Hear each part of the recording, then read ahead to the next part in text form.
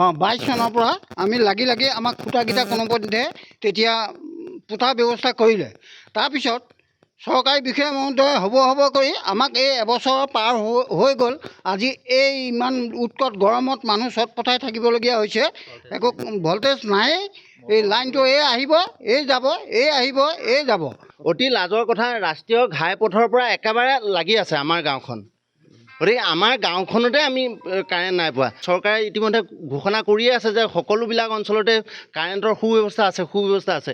কিন্তু আমাৰ ৰাষ্ট্ৰীয় ঘাইপথৰ 15 নং ৰাষ্ট্ৰীয় ঘাইপথৰ নিচেই কাষতে থকা আমাৰ গাঁওখনে আজিলৈকে কি জানো বিদ্যুতৰ সুব্যৱস্থা এটা পোৱা নাই। 5-6 বছৰমানৰ পৰা আমি এই বিষয়ত বিভাগীয় কৰ্তৃপক্ষই আমি যোগাযোগ কৰিয়ে থকা হৈছে, কিন্তু আজিলৈকে কোনেও এটা সৎ উত্তৰ দিব পৰা নাই। পানী উঠাই ঢকুৱা মানে তামোলৰ ঢকুৱা হৈ আমনি লাগিছে। মানে মানুহৰ বিচনী বনাই উৎপাতত থাকিব পৰা নাই। মটৰৰ পানী উঠাব পৰা নাই, আমি গায়ে ধুব নোৱাৰোঁ।